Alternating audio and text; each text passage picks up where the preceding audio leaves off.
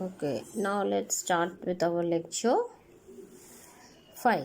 Okay, now you have seen in previous class about the digestive system and its parts, isn't it? Now let's move on towards the various steps of nutrition, isn't it? So first step is your ingestion. All of you know that, isn't it? So ingestion is what? Taking in of food. So where we take in food? Through mouth. That is your oral cavity.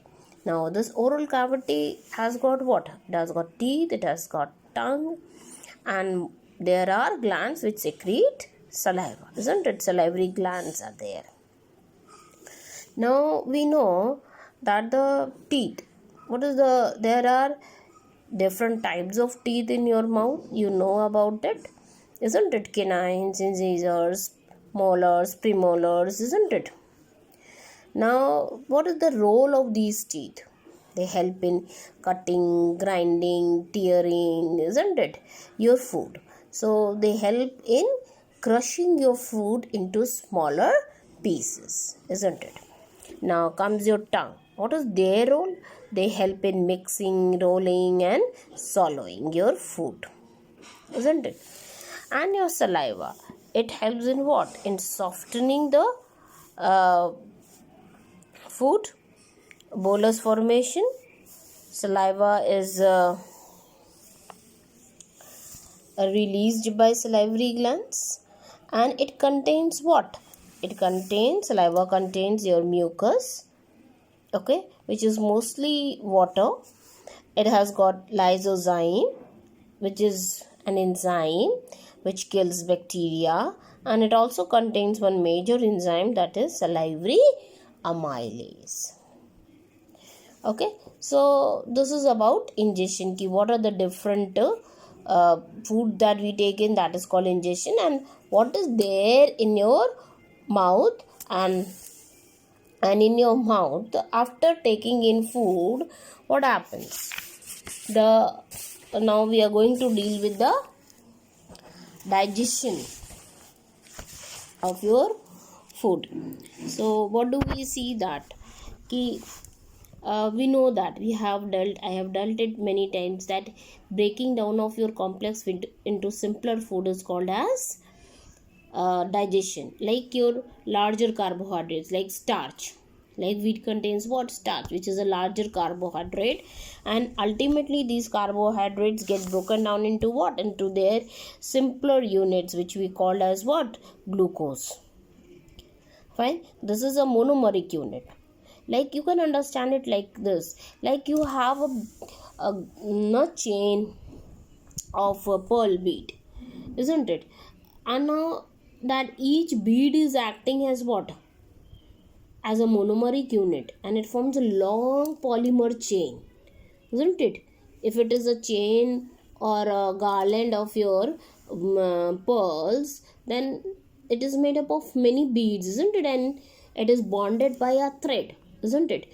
Similarly, in your body, these complex carbohydrates are bonded by bonds, and each single unit or a bead is your monomeric unit. Like there are many simple sugars, okay? So glucose is one of them, most common example of simple sugar, okay? There are galactose, so many, fructose, so many kind of simple sugars are there. So this complex carbohydrate is being broken down into what? Into your simpler monomeric units, okay?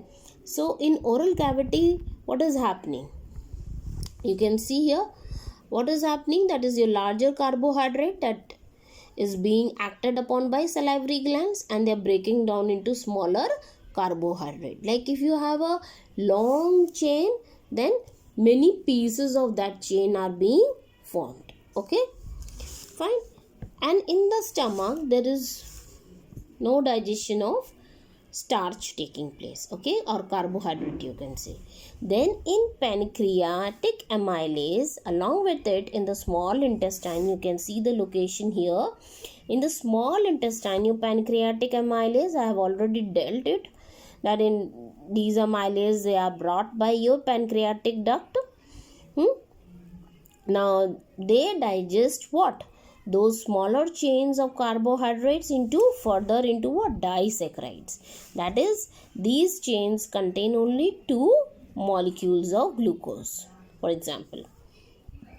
Now these disaccharides are further broken down into monosaccharides or single units by your enzymes of the epithelium. And what are these epithelium? We will see, okay, in the small intestine. Okay, so further digestion, ultimate digestion taking place in these epithelium, okay, where absorption is also going to take place. Fine. So this is about carbohydrate digestion. Now let's move towards protein.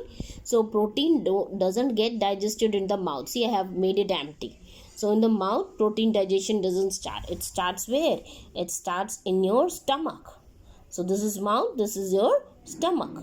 So in stomach, your protein digestion starts. Which enzyme is there?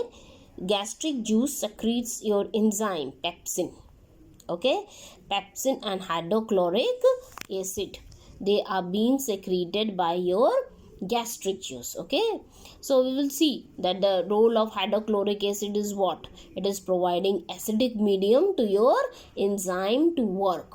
Okay, this pepsin is first of all, it's formed in an inactive form, and with the help of an acid, it gets converted into what? Active enzyme, which is called as pepsin.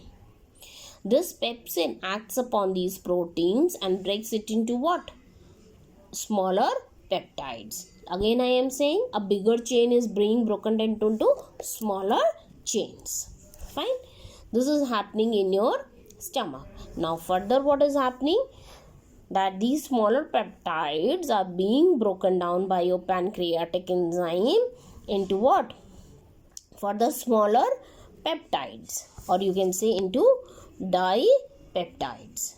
Okay, these are dipeptides, 2 units are there, and further this digestion takes place in epithelial cells by the epithelial enzymes, and ultimately they are converted into what?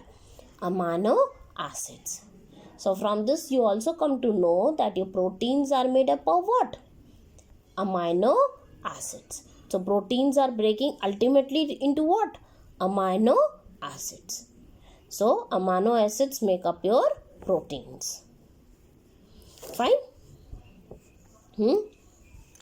Now there are various other substances like nucleic acid, like DNA and RNA are your nucleic acid. You must have read in your previous class. Their digestion takes place in small intestine. Okay, by your nucleases, pancreatic nucleases. Okay, and ultimate product is what? Nitrogenous base, sugars and phosphates. So you can understand that these things, they make up your DNA and RNA. That is your phosphate, sugar and nitrogenous base. Now comes your last is your fat digestion. So which is not taking place in mouth and in stomach. It is taking place only in your small intestine. Now what happens? This fat, see, you have read that bile is secreted from liver, and this bile juice which is coming from liver, it breaks your bigger fat layer into smaller droplets. I have shown here. See, this is a bigger fat droplet which is being broken down by bile juice into smaller fat droplets. Okay, and this process is called as what? It is called as emulsification. Breaking down a bigger fat droplet into smaller droplets is called as what? Emulsification. We call it emulsification.